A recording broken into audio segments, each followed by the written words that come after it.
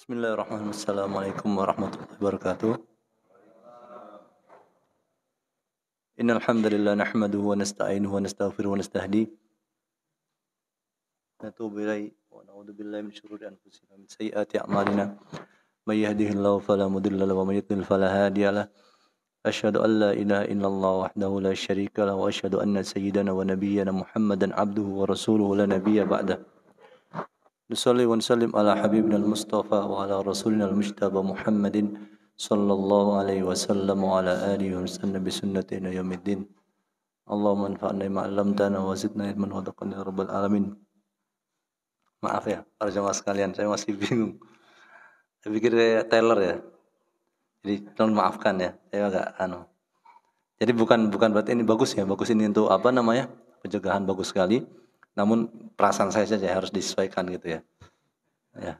Ya, bukan berarti nggak bagus, sangat bagus sekali. Dan manusia, seorang muslim harus berusaha maksimal untuk sebelum tawakal harus berusaha maksimal apapun itu, ya. Jadi tidak boleh seorang itu hanya bertawakal dan bersandar tapi tidak maksimal dalam usaha, ya. Termasuk dalam masalah kesehatan. Baik, para jamaah sekalian, azanallahu wa iyyakum. Kita sebelum pada pertemuan yang lalu, seingat kami, wallahu ta'ala alam, itu ada pertanyaan dari salah satu jamaah berkenaan dengan cryptocurrency bulan yang lalu, seingat kami ya. Dan kami ingin membacakan dulu sekilas berkenaan dengan fatwa yang dikeluarkan, meskipun ini tidak yang kami pahami ya, belum mencakup semua kripto ya, tapi paling tidak ada gambaran secara umum ya. Nanti kami akan terangkan maksud dari ketentuan dari DSN MUI, Dewan Syariah Nasional MUI, meskipun ada lembaga bahsul masail yang berbeda ya dengan hal ini. Itu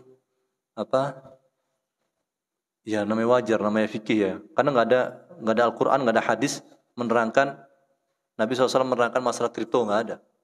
Jadi ulama itu mengambil atau istimbat dari kaidah-kaidah umum atau dalil umum yang diterapkan di kejadian kontemporer. Makanya kita kalau dalam masalah yang sifatnya kontemporer, para jamaah sekalian, kita tidak boleh fanatik ya. Kita tidak boleh fanatik. Kenapa? Karena penafsiran ulama terhadap suatu kejadian, jadi dicocokkan antara nas, kemudian kejadian kontemporer sekarang, itu bisa jadi tepat, bisa jadi tidak tepat. Ya. Jadi nggak boleh kita mengatakan, oh saya pokoknya yang benar hanya fulan misal dalam masalah ini, ya. Yang lain pasti salah semua. Ini agak susah begitu ya. Kecuali yang jelas ada nasnya ya. Nasnya itu memang dia mencakup secara zatnya kejadian tertentu. Contohnya misalnya nih berkenaan dengan khamar misalnya. Innamal khamru wal maisir wal ansab wal azlamu rijsun min amali syaitan fajtanibuhu la'allakum tuflihun. Sesungguhnya khamar, kemudian maisir perjudian, kemudian azlam ya, berhala-berhala yang sembah itu, kemudian juga undian dengan anak panah, itu adalah termasuk yang keji misalnya. Itu jelas disebutkan ya. Tapi kalau misalnya seseorang memandang apakah tape termasuk khamar ataukah sesuatu yang semua yang mengandung alkohol termasuk khamar, nah itu kan butuh penerapannya. Karena yang khamar yang jelas disebutkan dalam nas itu kan yang ada zaman Nabi. Cuma misalnya tape misalnya ada alkoholnya misalnya, ya. Tahu sepengetahuan kami memang ada alkoholnya. Apakah itu masuk dalam khamar ataukah tidak misalnya? Itu berbeda-beda. Maka kita tidak bisa menerapkan secara langsung, termasuk dalam masalah-masalah seperti ini, kripto misalnya. Kripto ini ya seperti Bitcoin atau yang sejenisnya, itu kan macam-macam, ribuan jumlahnya. Dan nggak ada nasnya yang sharih, yang tegas. Ya.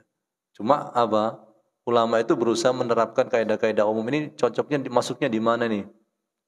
Ya. Apakah dia sejenis emas kah, sejenis perak kah, sejenis uang kah, ataukah yang lain? Nah, kami baca sekilas saja ya para jamaah sekalian. Yang pertama, Mata uang kripto yang berfungsi sebagai alat tukar dan memiliki aset penjamin berlaku hukum alat tukar. Hukumnya boleh dengan ketentuan merujuk fatwa SORF. Jadi kalau mata uang kripto yang digunakan sebagai alat tukar ini untuk bayar ya, untuk seperti uang itu. Misalnya kalau beli Bitcoin, kemudian tujuannya untuk bayar barang di deep web misalnya atau dark web ya, misalnya. Yang halal loh ya, kalau yang haram nggak boleh. Yang halal misalnya, ya. Kemudian hukumnya ini bagaimana? Ya kan orang di deep web itu kan semacam apa ya? Internet tapi tidak terindeks oleh Google ya, atau dark web juga sama. Ya mereka tidak mau terlacak, maka bisa jadi pakai kripto yang sifatnya anonim. Ya. Jadi kalau ini hukumnya, hukum untuk alat kalau digunakan sebagai alat tukar, maka tentu apa? Merujuk kepada fatwa SORF. SORF itu adalah pertukaran mata uang, emas, perak dan turunannya. Ya. Pembahasan ini mungkin agak membosankan ya bagi sebagian orang karena terlalu detail banget. Tapi mau nggak mau, ya mau nggak mau kalau kita belajar ini ya harus mengerti. Kalau orang nggak ngerti di zaman dulu orang nggak paham karena memang belum keluar seperti ini. Tapi zaman sekarang ada internet dan yang lain mau nggak mau orang harus mengerti. Nah kembali ke pembahasan kita, SORF itu tukar menukar. Saya kasih contoh sederhana aja ya. Orang tukar dolar dengan rupiah atau rupiah dengan dolar. Itu ada nggak boleh untuk spekulasi atau untung-untungan. Jadi spekulan istilahnya ya. Ada orang yang memang menunggu waktu di mana kapan dolar naik, kapan rupiah naik, dan dia simpan dolar banyak-banyak. Nanti ngelihat dia bagaimana keadaan pasar. Ya, ada orang seperti itu. Yang efeknya bisa jadi kalau jumlahnya ini banyak orang ini, maka efeknya itu ke negara. Misalnya bagaimana berjamaah sekarang? Misalnya dia timbun banyak-banyak dolar nih. Kalau satu orang, dua orang mungkin nggak kelihatan ya. Tapi kalau misalnya para orang kaya, crazy rich di Indonesia semuanya menimbun dolar, akan kelihatan hasilnya. Ya, dalam artian bagaimana? Nanti devisa yang dimiliki Indonesia misalnya ya, untuk dolar misalnya turun, akhirnya apa? Ya, bermasalah. Ya, bermasalah dalam artian nanti bisa jadi rupiah misalnya ya, dia naik gitu ya. Maaf, turun nilainya. Ya, turun nilainya. Sehingga apa? Ya kita tahu tahun 98 bagaimana efeknya. Ya, efeknya bagaimana. Ya, ini jelas bermasalah sekali. Makanya nggak boleh untuk spekulasi untung-untungan. Kalau orang itu mau short itu, ya, misalnya dia punya kripto misalnya, dia bukan untuk untung-untungan atau spekulasi. Ini syarat pertama terpenuhi. Yang kedua, ada kebutuhan transaksi atau untuk berjaga-jaga atau simpanan. Misalnya, ya ini nggak tahu nih apa maksudnya dari DSN ini mencakup atau tidak. Mungkin penafsiran kami. Misalnya antum ada di Ethereum. Ethereum itu adalah suatu lingkungan ya ada punya lingkungan tertentu yang di situ ada DApp, decentralized app namanya, yang sekarang lagi ngetrend. Jadi aplikasi itu nanti nggak terpusat, tapi sifatnya decentralized di banyak komputer. Nah, di banyak komputer. Jadi kalau misalnya orang itu mau ngehack, mau ngerjain itu agak susah gitu ya. Ya. Jadi nanti nggak satu-satu, misalnya antum pakai Google Sheet misalnya. Servernya di mana? Ya di server Google satu tempat misalnya atau dua tempat, Singapura misalnya. Tapi kalau di decentralized app itu aplikasi yang di datanya itu di banyak komputer. Ya tidak terpusat. Nah, itu nanti butuh uang pembayaran namanya Ethereum itu. Untuk apa? Untuk mungkin beli aplikasi atau beli sesuatu yang dibutuhkan. Maka ini kan kalau diperlukan seperti ini ya bisa saja gitu ya. Ini maksudnya ada kebutuhan transaksi gitu ya. Yang ketiga adalah apabila transaksi dilakukan terhadap mata uang sejenis, maka nilainya harus sama dan secara tunai. Maksudnya gini, kalau antara Bitcoin ditukar ke Ethereum atau Bitcoin ditukar dengan Dogecoin misalnya. Ya, ini sifatnya harus cash. Tidak bisa satunya ditunda. Sama seperti dolar dengan rupiah. Begitu. Kemudian kalau cryptocurrency ini bukan untuk alat tukar tapi sebagai aset komoditi atau barang yang dimiliki, maka syaratnya adalah yang pertama mempunyai nilai manfaat. Ada manfaatnya ya, bukan sekedar untuk ya apa namanya nggak ada gunanya. Kalau misalnya Ethereum misalnya ada gunanya nanti di decentralized app itu bisa ya. Ini yang pertama. Yang kedua adanya aset penjamin atau underlying asset. Jadi misalnya 1 gram itu setahu kami diterbitkan oleh di Dubai ya. Itu apa namanya cryptocurrency yang di backup oleh emas. Ya, di backup oleh emas.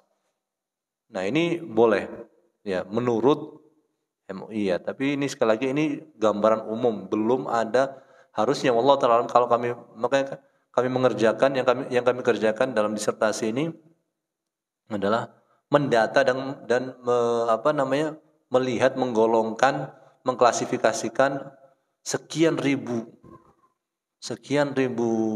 kripto ini dan dilihat hukumnya. Makanya ini bukan pekerjaan sederhana, tidak bisa hanya sekian bulan saja, tidak bisa ya. Jadi ini secara hukum tapi kalau kami usul pribadi teman-teman sekalian para jamaah, kita main bisnis yang real saja lah. Real saja ya, ya jualan bakpao, jualan apa namanya bakso, main di sektor moneter atau sektor keuangan terus menerus itu nanti apa jadi bubble, bisa jadi bubble ya. Jadi duit itu hanya diputar di pasar uang saja, nggak ada fisiknya, nggak ada, ya, nggak ada orang itu mau apa namanya berani untuk sektor real yang memang itu bisa merekrut banyak karyawan gitu ya. Kalau orang misalnya mau franchise ya bikin apa namanya eh, bakso telur puyuh misalnya atau bakso telur bebek misalnya ya itu di franchise kan. Kemudian nanti ada banyak orang yang bekerja itu bagus sebenarnya. Ya, kami sendiri condong kepada apa memainkan apa ekonomi ini main apa sektor real yang nyata di lapangan, bukan hanya main di pasar saham. Ya meskipun boleh saja tapi wallah dan kami pribadi tidak mengarahkan ke sana karena Indonesia ini sudah ribuan triliun mengendap di bank uangnya orang-orang itu, kemudian banyak juga mengendap di pasar uang ya. Ya mending apa? Jadi pengusaha.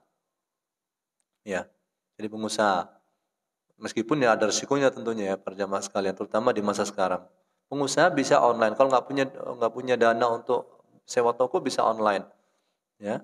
Jadi itu lebih baik daripada main seperti maaf ya sekali lagi main kripto. Ya sekali lagi ini ya. Apalagi kalau misalnya haram ya, misalnya forex tertentu, ini haram apalagi ini tentu bermasalah. Ya, jadi mending apa? Kita main atau bisnis di sektor real, ya, sektor real. Baik, kembali ke pembahasan kita ini mungkin lebih sederhana ya, para jamaah sekalian. Nah, kita masih di syarat ya, syarat jual beli. Ya, yang berkaitan dengan persyaratan yang berkaitan dengan objek atau barang yang diperjualbelikan. Syaratnya yaitu yang pertama, objek ini apa? Yang diperjualbelikan uangnya atau barangnya atau barang dengan barang yang dibarterkan. Ini objek jual belinya ya. Yang pertama syaratnya adalah objek jual beli itu adalah barang yang suci dan bermanfaat. Harus suci dan bermanfaat. Ya. Bukan barang najis dan bukan barang yang haram. Ya. Karena kalau zatnya haram itu terlarang diperjualbelikan. Jadi kalau orang jualan kotoran yang najis, ya meskipun itu mungkin sebagai apa namanya untuk ada faedahnya mungkin ya, misalnya untuk pupuk misalnya yang lain tidak boleh. Kecuali kalau sudah dikonversi nama istihalah, nanti dikonversi berubah, nggak tahu diproses tertentu sehingga zatnya berubah, ya warnanya berubah, baunya berubah, itu dipakai pupuk, ya sah-sah saja diperjualbelikan. Tapi kalau misalnya bentuknya, ya maaf ya, zaman dulu nih, zaman dulu ada orang itu memelihara lele di empang yang situ ada jambannya situ. Jadi mungkin ada orang kalau dijual begitu. Nah, ini kan bahaya ya. najisnya, haram ya. Kemudian bermanfaatnya. Kalau nggak ada manfaatnya, misalnya antum selfie, antum jual, manfaatnya apa buat orang yang beli? Ya, ya, yang baru-baru ini mungkin, ya Allah kami melihat itu nggak, kami pandangan kami ya tidak ada manfaatnya. Ya, tidak ada manfaatnya. Apa coba orang selfie selama setahun, kemudian apa? Kemudian nanti dijual. Apa gunanya kira-kira? Allah Ta'ala kami pribadi condong bahwa saya ini tidak bermanfaat. Maka ini tentu tidak layak untuk diperjualbelikan sebenarnya. Apalagi kalau harganya mahal. Ya, mau jadi pajangan juga buat apa? Nggak boleh juga ya. Kalau kita meyakini bahwasanya malaikat tidak masuk rumah yang di situ ada gambar atau patung yang makhluk hidup. Ya, nggak ada gunanya. Ya, wallahu ta'ala alam. Ini pandangan kami secara pribadi ya. Kemudian yang berikutnya, syarat berikutnya adalah objek jual beli merupakan hak milik penuh dari orang yang melakukan jual beli. Kalau bukan miliknya maka haram. La tabi' ma laysa indak. Jangan kau jual barang yang belum menjadi milikmu. Dan ini yang menjadi masalah bagi sebagian orang berkenaan dengan dropshipping. Dropshipping dalam artian apa?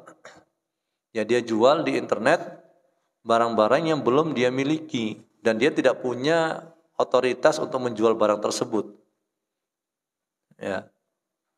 Ya ini yang dipermasalahkan. Bagi bentuk sebagian bentuk dropshipping, ya nggak semua bentuk ya. Sebagian bentuk ini sebagian ustadz melihatnya ini bermasalah. Saya taruh barang di maaf ya di Tokopedia atau di Bukalapak atau di Shopee atau di Lazada.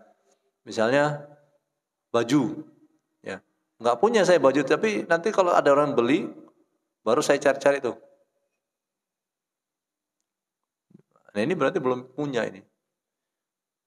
Ya, caranya bagaimana? Ya caranya kalau bisa kita menjadi agen dari si produsen atau pemilik barang. Di antara tanda agen itu bagaimana? Ya kita kalau ngambil itu tidak wajib bayar dulu gitu. Tidak wajib bayar dulu ya. Ya, jadi kalau dikatakan susah musim gimana? Ya karena Islam itu apa? Ingin menghindari orang itu maunya untung saja tanpa menghadapi rugi. Al-kharaju bid-dhaman kaidahnya. Jadi hasil itu didapatkan ada timbal baliknya, yaitu apa? Dia siap menjamin kerugian. Intinya orang itu yang siap untung harus siap rugi gitu poinnya. Dalam Islam ya. Makanya di antara sebab kenapa riba dilarang karena orang itu hanya siap untung saja. Nggak mau rugi. Ya, nggak mau rugi. Kalau ada pertanyaan dipotong saja ya para jamaah ya. Jadi objek itu harus menjadi milik penuh si penjual atau pembeli, atau dia mewakili penjual dan pembeli.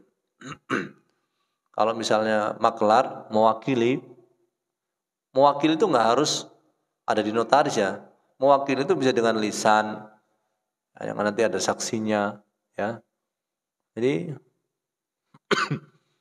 mewakili ini misalnya menjual rumah, dia broker ya, broker rumah, dia menjual kepada para pembeli tanpa ada penjual di situ, pemilik aslinya di situ, itu sah-sah saja karena dia sudah mendapatkan mandat, gitu ya, mandat. Jadi meskipun dia bukan pemilik, tapi kalau dia itu mendapatkan mandat, sah-sah saja, ya, baik sebagai wakil dari penjual atau wakil dari pembeli. Dan ini banyak ya para jamaah sekalian. Nah, kalau misalnya just tip misalnya, just titip. Nah ini gimana modelnya? Ya harus jelas ya sebenarnya ya, just tip ini. Kalau just tip ini dia itu menjual barang ataukah mewakili dari si pembeli, ya kemudian nanti dia dapat fee. Yang mending sebenarnya dia mewakili pembeli dan dia dapat fee, itu lebih jelas. Jadi nanti dia kasih tahu harga aslinya, kemudian dia dapat fee dari item yang dia jual. Kalau dia sudah pre-order ya, PO misalnya, ya PO tapi dia nggak punya barangnya, ini bermasalah karena menjual barang yang belum dimiliki gitu ya. Ya. Jadi ini harus apa namanya jelas ya, jangan sampai ya.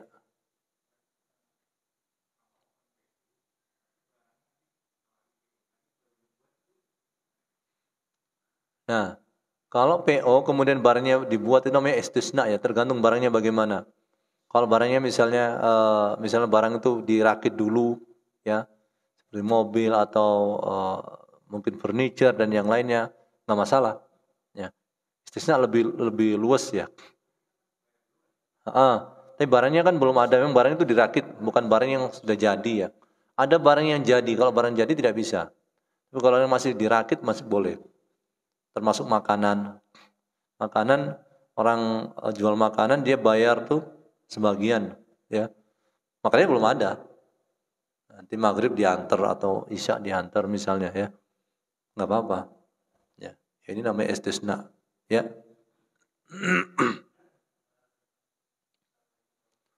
Assalamualaikum warahmatullahi wabarakatuh. Heeh.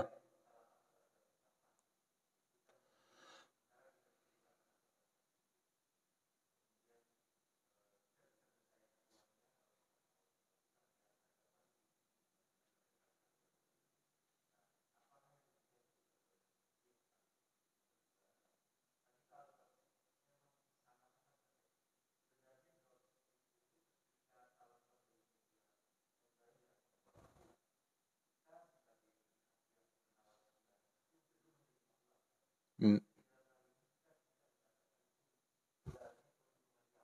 Hmm. Hmm. Hmm.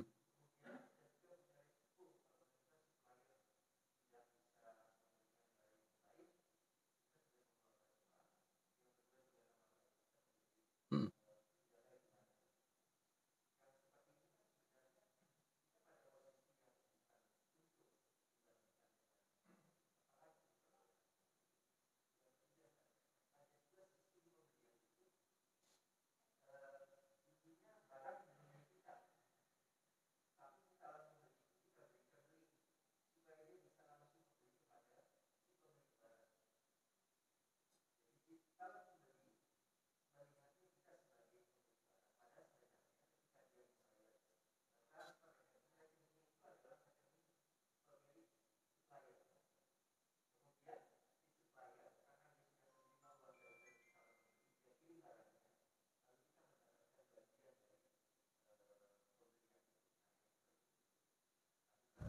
Ya, baik.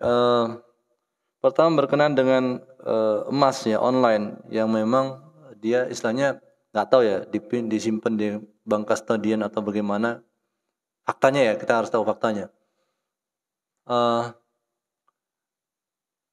Kalau misalnya menurut versi Nabi nih ya. الذهب بالذهب والفضة بالفضة والبر بالبر والشعير بالشعير والتمر والملح بالملح مثلا بمثل يدا بيد فإن اختلفت هذه الأجناس فبيعوا كيف شئتم إذا كانت يدا بيد. Di situ jelas bahwasanya emas dengan emas, perak dengan perak, kemudian bur dengan bur, syair dengan syair ya, semacam gandum, kemudian kurma dengan kurma, kemudian garam dengan garam. Eh, ini beliau mengatakan kalau satu jenis itu harus yadin biadin, harus cash. Jadi pertukaran emas dengan perak atau yang sekarang ulama itu memasukkan di situ uang juga satu jenis dengan model itu ya karena sama sebagai alat tukar, kemudian alat penilai ya, alat penilai barang, kemudian alat penyimpan kekayaan. Uang itu sama dari tiga sisi itu ya dengan emas dan perak, maka harus cash. Artinya kita bayar, kita harus dapat juga emasnya itu realnya. Tapi kalau misalnya kita sudah dapat di tangan kemudian kita simpan lagi di dia itu nggak ada masalah. Cuma di sini wallahu taala alam ya, belum kan kita dikasih hanya semacam rekening emas. Jadi kita beli misalnya 10 juta nanti ada tertera bahwasanya emas kita sekian gram dan ada di kastodian misalnya. Eh kita belum megang sama sekali. Ya kalau dohirnya eh, tidak sama dengan yang diarahkan Nabi SAW. Kalau kami pribadi condong bahwasanya apa? Ya bisa orang tuh boleh diantam, kemudian nanti dia taruh disimpan lagi.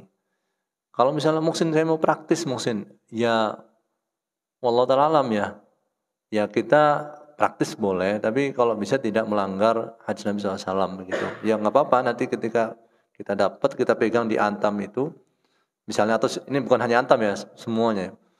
Kemudian nanti kita taruh lagi, kita simpan lagi ya di mungkin safety deposit box atau yang lain ya. Sah-sah saja nggak ada masalah. Tapi intinya adalah kami pribadi condong bahwasanya tidak seperti itu modelnya. Termasuk ini ada wallahu ta'ala alam ya, mungkin sejenis apa aplikasi dan yang lain. Kami tidak ingin menyebut merek ya. Tapi ada yang seperti itu juga modelnya. Intinya adalah kami pribadi condong tidak seperti itu. Ini yang pertama. Yang kedua berkenaan dengan dropship, betul banyak modelnya.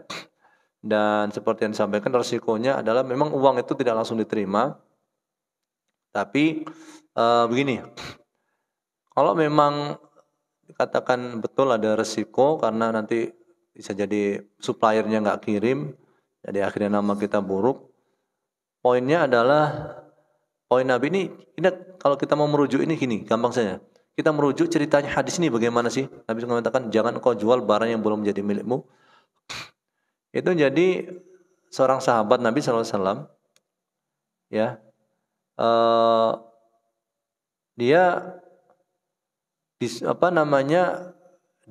diminta untuk beli barang, ya, diminta untuk beli barang dan sudah orang itu Orang itu sudah siap untuk bayar. Tapi memang dia belum pergi ke pasar, kata dia. Kemudian dia ketika mau deal itu ditahan. Dan ada ungkapan jangan kau jual barang yang belum jadi milikmu. Ini perkataan Nabi SAW. Jadi poinnya adalah sebenarnya, poinnya ini kalau misalnya begitu, nanti misalnya nih, sebenarnya kan kerugian ya. Dropshipper, dia belum pegang barang. Kemudian dia harus bertanggung jawab. Makanya kan sengaja Nabi bahkan dalam kaidah lain, para pedagang itu, kata Nabi SAW, tidak boleh menjual barangnya sampai mereka memindahkan barang mereka ke tempat para pedagang. Tujuannya apa? Siapa yang bertanggung jawab ini jelas. Saya beli misalnya ke toko beras. Saya beli beras, kemudian saya beli beras misalnya satu kintal misalnya ya, 1 kintal. Kemudian saya bayar, tapi saya belum pindahkan. Kemudian saya jual lagi ke orang. Itu tidak boleh. Nanti kalau terjadi kebakaran atau bagaimana, ini nggak jelas siapa yang bertanggung jawab nih. Jadi poinnya di situ. Poinnya adalah supaya jelas siapa yang bertanggung jawab. Kalau nanti pedagang beras yang bertanggung jawab, dia sudah jual ke saya. Kalau saya bertanggung jawab, bukan di tempat saya, ini gimana? Maka Islam mencoba untuk menutup itu. Nah, tetap kita cari solusi ya. Kita bukan sekedar hobi untuk mengharamkan, terutama di masa sekarang. Hobi untuk istilahnya mempersulit hidup orang begitu, enggak. Kita enggak hobi seperti itu. Di antaranya adalah mungkin wallahu ta'ala alam ya, solusinya. Ya. Ya seperti tadi kami sampaikan, kita mencoba untuk komunikasi dengan pihak supplier. Kalau dikatakan sulit lah Muhsin, siapa kita kan kecil misalnya. Ya kita sebenarnya kalau misalnya kita ini dapat kepercayaan dari si supplier, pokoknya kamu kalau siap, misalnya supplier ngomong, Muhsin, saya sebagai dropshipper, Muhsin kamu kalau ada yang sudah beli, sudah kamu ngomong aja nanti kami kirim. Ya, berarti sebenarnya secara tidak langsung itu kita sudah dipercaya. Sudah dipercaya oleh supplier. Kita sudah menjadi wakil oleh dia gitu. Cuma sekali lagi ada supplier yang nggak begitu. Kamu harus bayar dulu ke saya misalnya. Harus bayar dulu ke saya. Kemudian bagaimana? Ya baru nanti saya kirim barangnya ke konsumen kamu misalnya. Nah ini kan berarti kita belum jadi agen. Nah, poinnya gimana? Ya kami sendiri wallahu ta'ala alam ya. Kami pribadi juga punya bisnis online ya, dalam artian ya kami mencoba untuk mencari risiko. Ada pesanan ke kami bukan punya modal banyak. Ya kami istilahnya apa? Kami taruh barang itu di online itu, list dari dari si supplier, ya, list barang-barang supplier, ya. Kemudian ketika ada orang pesan, ya kami tidak deal dulu, kami siapkan dulu barangnya, kemudian kami kami kirim ke yang bersangkutan begitu. Jadi baru nanti nanti ya ini kan modelnya berbeda-beda ya. Mungkin kalau kami kan mungkin barang-barangnya mungkin berbeda dengan penanya gitu ya. Ya kami nggak jual baju tapi mungkin berbeda itemnya. Tapi intinya modelnya sama. Jadi deal itu ketika ya ketika kami barang itu di dia, ya kemudian dia lihat barangnya, oke, baru deal. Itu yang kami lakukan tentunya. Dan ini berbeda-beda ya, setiap item tentu berbeda, nggak bisa seperti itu tentunya. Maka kita bisa manfaatkan sistem COD misalnya. COD yang ada di marketplace misalnya. Ya. Jadi akadnya itu adalah saat barang itu nyampe ke dia. Tapi mungkin nanti pikirannya gini, Sin nanti kalau begitu resiko dong saya. Nanti dia tolak, nanti masalah lagi bagi saya. Nah ini tentu ya wallahu ta'ala alam ya. Kalau saran kami sih ya coba untuk dipaskan, dilihat benar-benar di konsumen setuju atau benar-benar dia layak untuk menjadi pembeli atau tidak. Kalau di marketplace sekali lagi wallahu ta'ala alam kami masih ketika orang klik beli, memang uangnya itu di marketplace nggak langsung ke kita, ya nggak langsung ke kita. Tapi kemana arahnya itu uang itu bisa ke kita atau bisa dikembalikan ke pembeli. Ada berapa poin itu ya. Nanti tergantung dia melihat barang kemudian oke atau enggak gitu. Kalau seperti ini, wallahu ta'ala alam, ya sekali lagi wallahu ta'ala alam, kami pribadi condong bahwasanya kalau seorang dropshipper itu mau aman ya dari sisi syariat, ya tentu seperti itu tentunya ya. Dia bayar dulu. Ya dia ketika ada pesanan, ya tentu dia bayar dulu ke si supplier, ya. Kemudian nanti barang itu ya bisa dikirim ke si si pembeli, ya. Nanti masalah dia terima atau tidak, ya itu masalah lain. Si pembeli terima atau tidak itu masalah lain. Kemudian pertanyaan ketiga berkenaan dengan jadi langsung uang itu ke supplier. Ini ada kasus seperti ini persis. Kami ada teman, dia juga direkrut oleh para supplier. Jadi dia betul-betul memang dia hanya mempromosikan saja di website dia atau di media sosial dia. Kalau ada yang pesan, ya nanti orang itu dapat fee. Ini nggak ada masalah sebenarnya. Nggak ada masalah karena dia hanya sebagai promoter, ya, sebagai orang yang promosikan. Jadi dia dapat fee untuk setiap item yang terjual, bukan dia yang yang menjual barangnya. Jadi dia ngomong bahwasanya saya mempromosikan ini, silakan yang mau beli nanti transfer ya ke rekening supplier, yang situ dia adalah merupakan ya istilahnya yang memberikan mandat perwakilan tentunya kepada promotor ini untuk promosikan. Ini tentu wallahu ta'ala alam tidak bukan dia yang menjual ya. Misalnya dia hanya mempromosikan saja, dan ini ada beberapa situs yang seperti itu, tapi nggak terlalu terkenal sih. Yang kami pahami nggak terlalu terkenal, nggak Shopee, nggak Lazada, nggak nggak yang terkenal itu, setahu kami. Baik, kami lanjutkan ya. Berikutnya, objek jual beli, ya objek jual beli ini harus yang dibolehkan oleh agama ya. Tidak boleh menjual barang haram seperti khamr, ini rokok, alat musik, kaset lagu, video porno dan lain-lain. Ini disebutkan contohnya oleh mu'allif penyusun.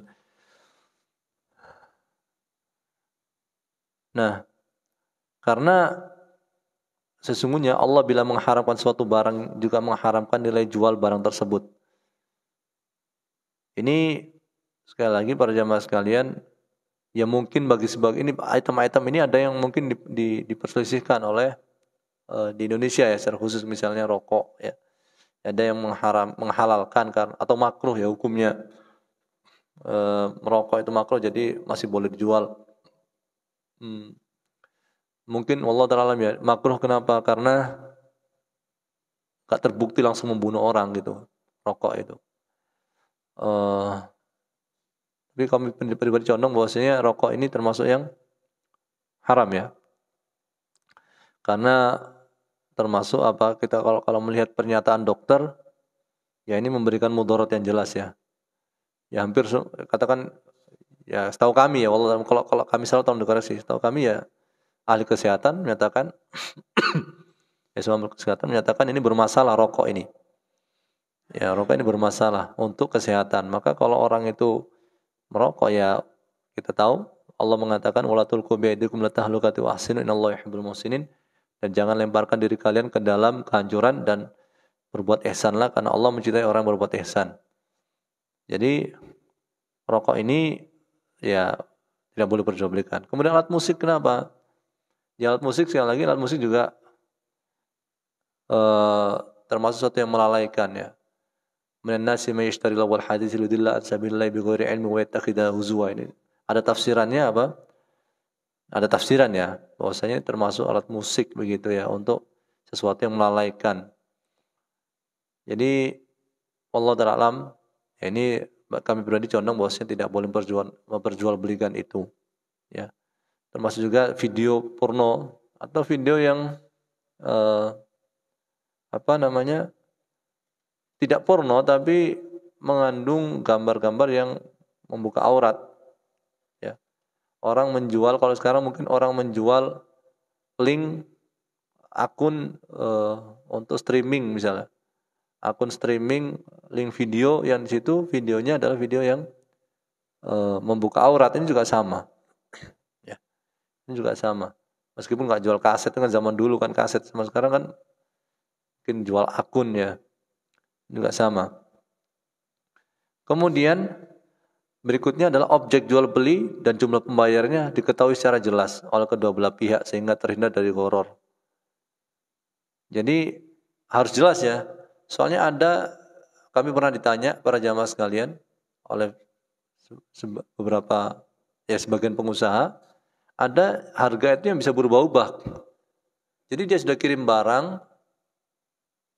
barang ke pembeli tapi harganya nanti begitu. Harganya nanti. Pokoknya sesuai dengan harga saat itu. Dan ini boleh saja kalau memang akadnya enggak hari tapi mungkin akadnya saat barang itu sampai. Ya, jadi akadnya itu bukan saat belum ditentukan harganya. Atau ada orang ngomong gini, bawa saja deh barangnya nanti masalah harga mah gampang. Itu enggak boleh seperti itu. Ya. Kenapa? Nanti bisa menimbulkan perselisihan. Kenapa perselisihan? Ya nanti kan ya namanya orang ya, duit kan nggak kenal saudara sebenarnya. Meskipun bisa jadi 50.000 atau 100.000. Ya kalau misalnya bawa saja barang tapi orang nggak tahu, ternyata nanti diketok di warung-warung tertentu, itu kan juga termasuk ini nih nggak jelas harganya.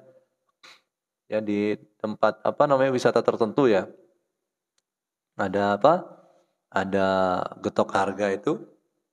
Karena nggak jelas di awal. Orang kalau misalnya dikatakan nih misalnya satu pecel ayam misalnya 50.000 dari awal ya orang akan nolak gitu kan. Ya. Orang akan nolak. Kalau misalnya Muhsin itu sengaja dibikin seperti itu mahal. Kenapa? Karena dia masak ngopi tapi 5 jam duduknya. Maka dibikin aja mahal 100.000 satu gelas. Ya nggak gitu juga, harus dikasih tahu juga. Mungkin kalau misalnya orang itu ngopi dibatasi setiap ngopinya misalnya ya setengah jam maksimal, ya sudah harus pergi gitu. Ya.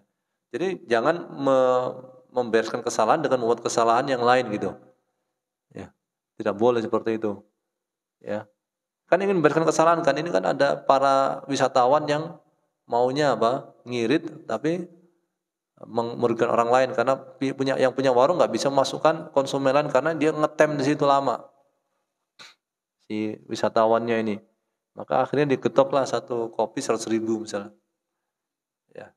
Ya bukan dengan cara itu, tentunya dengan cara dibatasi saja.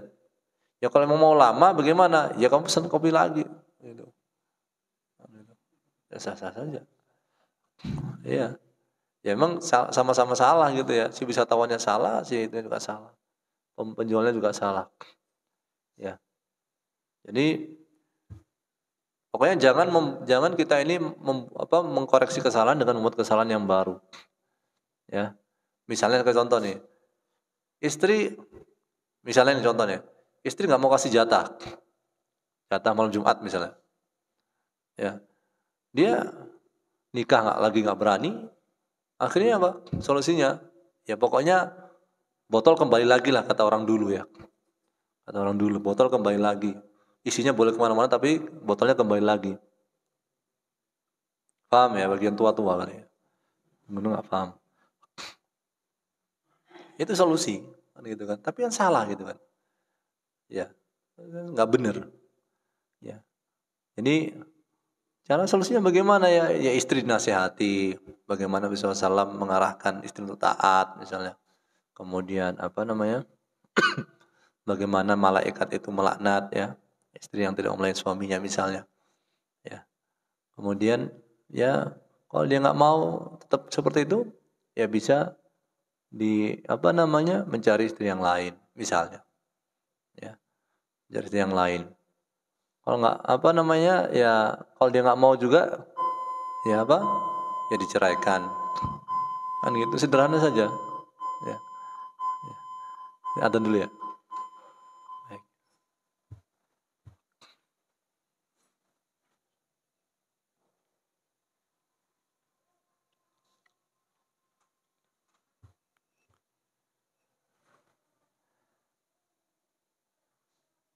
Baik, jadi kami tekankan lagi ya untuk pertanyaan tadi Bapak yang pertanyaan masa dropshipper. Mungkin nanti yang pertanyaan kedua itu kami condong kepada COD ya. Lebih baik ya COD dalam artian cash on delivery, yaitu lebih aman ya tentunya. Tapi nanti kami akan coba cari untuk solusi-solusi yang lain ya. Yang kira-kira tidak memberatkan si dropshipper dan juga tidak juga memberatkan si konsumen tentunya. Nah, kembali ke masalah kita para jamaah sekalian azanullah wa iyyakum. Jadi juga sama kalau misalnya ya orang itu misalnya nih seorang istri menghadapi suaminya yang bermasalah, jadi nasihati bukan dengan cara mungkin istri melakukan semacam ada affair begitu dengan yang lain ya. Dinasihati suaminya, kemudian juga kalau nggak mau misalnya suami nggak mau kerja, suami nggak mau mencari nafkah, suami yang eh,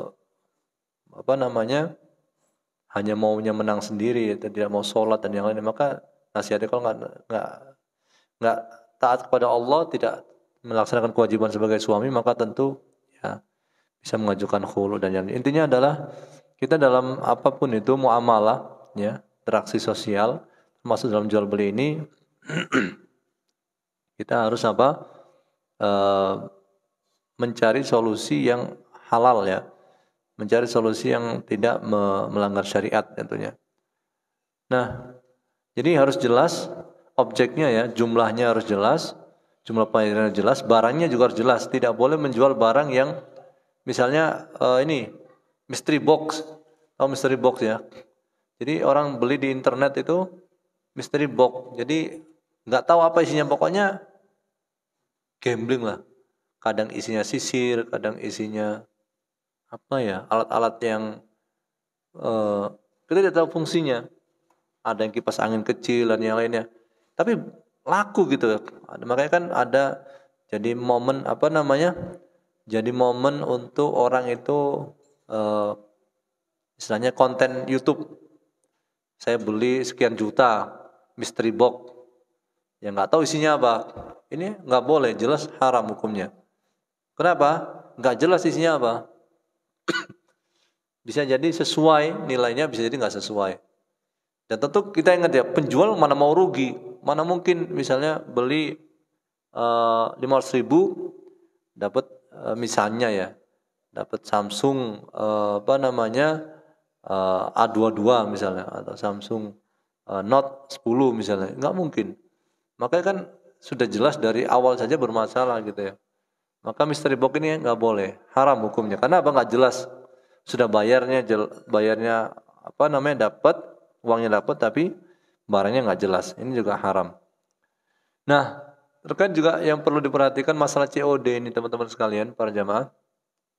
Yang ada sebagian ustadz mengkritisi kita ketika bayar beli sesuatu barang belum sampai, ya ini seakan-akan apa namanya jual beli utang dengan utang begitu.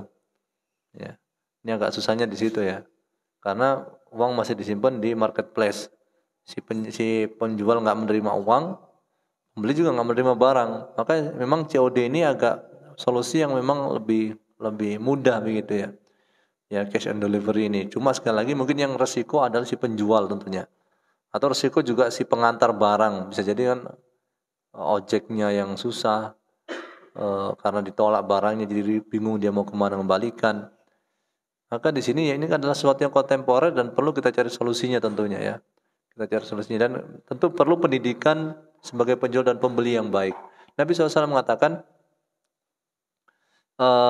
semoga Allah merahmati penjual dan pembeli yang mudah ketika membeli dan mudah untuk menjual. Jadi tidak ribet begitu ya. Dan tidak terlalu apa? Tidak terlalu strict gitu ya. Ada orang itu yang memang boleh-boleh saja sih ya. Misalnya apa namanya, orang itu strict sekali ketika membeli barang. Maksudnya apa? Dia detail banget beli barang itu. Kalau ada satu aib kecil saja, ya sebenarnya itu umum terjadi ya. Itu dia nggak mau nerima. Pokoknya harus mulus 100%. Tapi apa? Ini tentu tidak diarahkan Nabi SAW seperti ini ya. Jadi orang itu apa? Ya kalau mau jual, kalau mau beli, yaitu seperti umumnya orang saja gitu. Ya, seperti umumnya saja. Jadi kalau terlalu rewel, jadinya apa? Jadinya itu khawatirnya sih ya. Kita kalau jual ke orang juga orang lain rewel ke kita gitu. Ya. Kemudian tidak boleh kita menyembunyikan aib. Jadi kalau jualan di marketplace harus diterangkan sejelas-jelasnya ya, para jamaah sekalian. Ya, meskipun itu akan mengurangi harga. Ya, mengurangi harga. Tapi nama kita akan apa? Nama kita akan menjadi apa? Bagus di hadapan konsumen sebenarnya. Seperti misalnya mobil-mobil produsen mobil besar tuh kalau misalnya ada cacat produksi kan bisa ditarik mobilnya kan. Ya, misalnya tarik gitu ya. Kemudian nanti mungkin dikembalikan lagi dalam bentuk yang sudah disempurnakan. Itu sebenarnya memang kelihatan ada seakan-akan kok nggak maksimal ya. Tapi itu di sana ada apa? Nanti ada kepercayaan konsumen kepada produk itu. Saya ingat kami misalnya contoh ya. Ini bukan promosi ya. Misalnya nih HP. Kalau nggak salah dulu tuh ada HP Note 7 deh kalau nggak salah, Samsung Note 7 ya. Yang kemudian ditarik karena masalah baterai. Kemudian juga ada Apple misalnya produk tertentu, MacBook tertentu yang baterainya bermasalah misalnya. Bisa ditukar gitu. Ya memang itu akhlak yang bagus. Tapi kalau seorang muslim suka menyembunyikan cacat barang, kemudian berdebat terus-menerus ya, nggak capek gitu ya, berdebat di media sosial untuk produknya, padahal apa, jelas-jelas bermasalah dari dia. Maka yang akan terjadi, dia menang, tapi efeknya adalah konsumen tidak lagi percaya ke dia. Dan sekarang ini kan sangat susah untuk mendapatkan kepercayaan konsumen. Ya makanya jelaskan saja apa adanya, dan semoga saja kita mendapatkan keberkahan. Kalau kita bisa menang ya, dengan kita jualan kemudian konsumen kalah oleh kita, maka yang terjadi, katakan dia nggak bisa mampu untuk menuntut, tapi Allah kan tahu. Jadi Allah tahu bahwasanya ya yang benar siapa. Dan pengadilan, para jamaah sekalian, pengadilan dunia itu bisa menipu. Ini jelas ya, Nabi SAW sendiri menyatakan ya, eh, fala'alla ba'dukum alhanu bihujjati min ba'd. Bisa jadi salah seorang dari kalian itu lebih pintar dalam menyampaikan argumentasinya dibanding yang lain. Ya, maka Nabi mengatakan barang siapa yang apa namanya? Aku hukumi untuk dia, ya, padahal dia nggak berhak, maka apa? Sebenarnya aku memotongkan api neraka untuk dia. Intinya adalah Nabi saja bisa salah dalam menghukumi. Karena apa? Eh, karena melihat salah seorang dari mereka itu pintar dalam menyampaikan hujahnya atau argumentasinya. Ya, apalagi manusia biasa atau hakim biasa. Maka sekali lagi jangan kita bangga dengan kemenangan kita di pengadilan atau di perdata, ya. Tapi sebenarnya kita salah.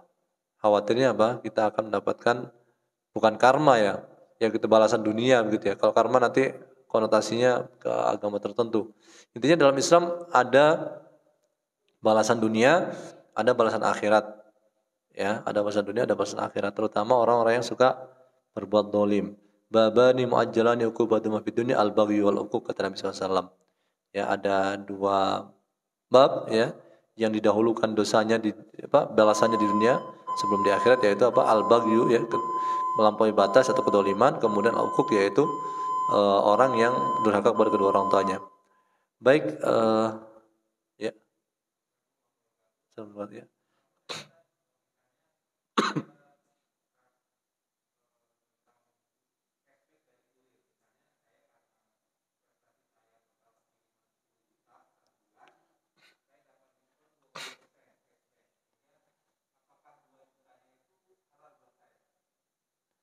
Ya, jadi kan sebenarnya ini kan ongkir kan ditanggung siapa sebenarnya? Ongkir kan ditanggung oleh konsumen ya.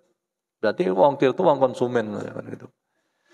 Ya kalau memang mau ya, memang mau jadi ngomong di apa namanya diumumkan di klausul atau di barang yang antum jual di internet itu bahwasanya nanti apa ada kelebihan dari ongkir, maka apa nanti mau diapakan dan sepakatnya gimana? Apakah antum mau ambil ataukah dikembalikan? Intinya adalah itu adalah hak dari konsumen. Nah, efek dari uang konsumen itu adalah adanya diskon misalnya. Sebenarnya kan itu kan bukan antum. Uang itu kan uang siapa? Uang konsumen untuk kiriman itu, kecuali kalau ongkir ditanggung oleh si penjual, itu beda lagi. Kalau ongkir tanggung penjual itu masalah lain lagi. Berarti memang itu uang antum. Hasil dari uang antum ya hak antum juga. Turunan dari uang antum itu. Tapi kalau misalnya tuh uang itu adalah uang pembeli yang kita dikasih misalnya dikasih amanah gitu ya. Ongkir ini jadi ada dua akad sebenarnya. Akad jual beli sama akad pengiriman. Paham ya? Akad jual beli oke, itu uang antum. Pengiriman itu antum diberi apa? Diberi hak oleh si pembeli, ya tolong deh kirimin deh ini uang saya. Jadi antum diwakili begitu. Ya, dijadikan wakil oleh si pembeli untuk mengirim barang. Nah, bagaimana kita sebagai wakil? Ya kita harus jujur apa adanya. Uang itu kalau ada kelebihan ya dikembalikan gitu. Ya. Nah, maksud gimana saya susah dong kalau sekian banyak. Ya makanya kan ditulis saja di situ di apa namanya? Di perandangan itu bahwasanya ongkir, misalnya kalau misalnya ongkir dari pembeli. Ongkir ini apa namanya pihak penjual mendapatkan diskon dari kadang-kadang mendapatkan diskon, maka mohon kerelaannya misalnya. Misalnya gitu. Ya. Jadi tahu gitu ya. Jadi misalnya ini dikatakan sebagai fee-nya dari si apa namanya? Fee untuk si penjual. Tapi ini harus diterangkan karena ini bukan uang kita gitu. Jadi akad itu berbeda. Ya, akad jual beli sama akad pengiriman. Pengiriman ya kita sebagai wakil dari si konsumen. Kan gitu. Paham nggak? Iya, gitu. Baik, ada pertanyaan? Ya.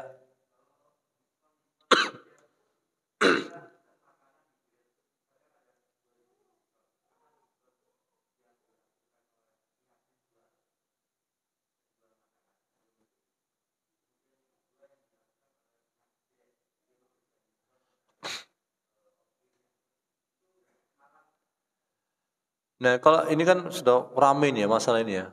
Rame banget karena masalah diskon apa namanya Grab atau Gojek atau mungkin nggak tahu sekarang baru Shopee Food mungkin ya, saya nggak tahu persis, saya belum pakai Shopee Food, nggak tahu. Kan jadi namanya orang itu melihatnya gimana sih sebenarnya yang terjadi, orang itu nyimpen duit itu. Uang itu dipakai oleh kita ini meminjami pihak Gojek kah atau pihak Grab atau kita nitip uang. Jadi bedanya di situ tuh. Jadi Ustadz nanti melihat Ustadz yang melihat bahwasanya kita ini meminjami GoFood, meminjami pihak Gojek, meminjami pihak Grab, maka kita nggak boleh mengambil manfaat misalnya sama sekali, termasuk diskon.